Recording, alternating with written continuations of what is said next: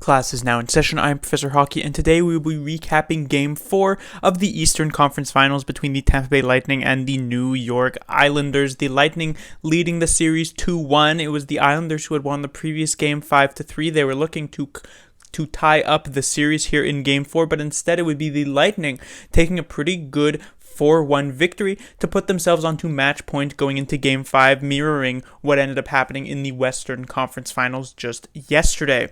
And this game starts off rather slowly, no goals through the first period, no goals for the first few minutes of the second period until Brock Nelson breaks the ice and puts the Islanders up 1-0. However, that would last a very, very short time as Blake Coleman would immediately tie up the game within the next few seconds, and then Andres Palat would actually take the lead for the Lightning within the next few seconds. All in all, 3 goals scored between these two teams, all within less than 30 seconds, and so the Lightning now with the lead. They would eventually add to that with Braden Point. He returned for this game, taking 3-1 lead for the Lightning, and then a Patrick Maroon empty netter to close it out. And it's a 4-1 win, as I said, match point in Game 5.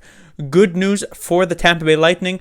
It has to be basically everything. The only bad news that I had pointed out after Game 3 was that Vasilevsky had a pretty shaky game, but a big rebound game from him tonight. Definitely one of the better Tampa Bay Lightning players here. And all in all, this team is just looking like a very well-oiled machine, I must say. They're looking like potentially the best team at the moment here through these playoffs. No offense to the Dallas Stars on the other side of the bracket, but the Islanders just don't really look like they have much of a chance. And we have to give credit to this Islanders team who made series against, the Capitals, who were Cup champs 2 years ago, and a series against the Flyers, who were a top 4 team, the first place team out of the round robin. Those series looked pretty easy for the Islanders, even though that Flyers series did technically end up going 7 games. I don't think it's much of a secret that the Islanders were dominant in that series for the majority of it, and yet the Lightning have just been completely outplaying the Islanders in every single situation. It's a 3-1 series lead at the moment, and if Point hadn't gotten injured, maybe we would even be talking about a sweep at this point. So right now, the Lightning, it seems as though they can do no wrong. The only bad news, it does have to relate to Point, just like it was back in Game 3. As I said, Point returned for this game. However, late in the game, he didn't really get to play, and so it's a situation where it's possible that Point maybe re-aggravated something in terms of this injury, or maybe it was just precautionary because the Lightning had this lead. But obviously, he's a key player on the Lightning team, and if he is out, we already saw what happened in Game 3 in the one game he missed. There was an Islanders victory, so it could mean a bit of trouble for the Tampa Bay Lightning. And this is a situation where even if this is a minor injury, which it does seem to be, judging by the fact that he only ended up missing a single game, if he does continue to play before being fully healed and he re-aggravates it to the point where he actually turns a minor injury into a major injury, that could be a disaster for the Tampa Bay Lightning. So is it smart for him to just sit out Game 5 if necessary?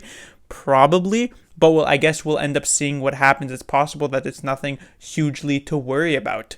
On the Islanders side, it's hard to really think of good news, which is actually kind of ironic because earlier on in these playoffs, especially against the Capitals and against the Flyers, I had been saying multiple times where it was hard to really think of much bad news for the Islanders.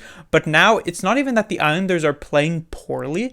It's just that the Lightning are basically just a better team. It's the exact same thing that happened with the Islanders last season in the playoffs. They dominated the Penguins. They were looking like a very, very scary team. And then they come up in the second round against a Carolina Hurricanes team who was just all around better than the Islanders, and they got swept out. And that seems to be what's happening here. I suspected the Lightning might be able to do this, but I didn't expect it this much. And right now, the Islanders are just looking like a step behind. It's not a problem with their game plan. It's not the usual hockey cliche of where we just have to stick to our game. It honestly just feels that even though the Islanders are executing their game plan perfectly fine, it's just not a good enough team to actually compete with the Lightning. It comes to a point where even when you're like this defensive style of team, you need to have a certain skill level that you can get to. So for instance, the St. Louis Blues won the Stanley Cup last season. They were a gritty, defensive, physical style of team, similar to what the Islanders are right now.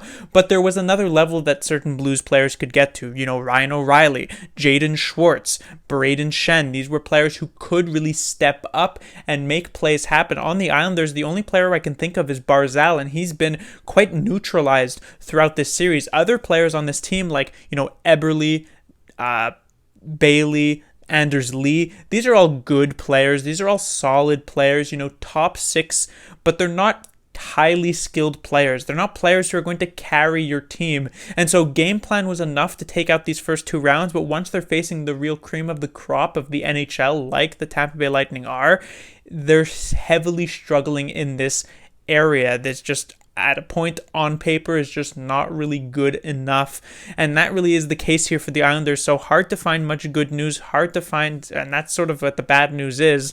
Now, this isn't to say that the Islanders cannot come back in this series. It's not all doom and gloom for them. It's possible that they can make some sort of comeback, especially when you consider this point injury, what exactly is going to happen there. But it will be difficult, and it will take maybe a bit of a minor miracle. But that will do it for this recap. In terms of my prediction, I had said the Lightning would take it in 6 games. Technically a possibility, as I said, depending on how points injury is, but it's also possible and maybe even probable that the Lightning can finish this one out in just 5. Class dismissed.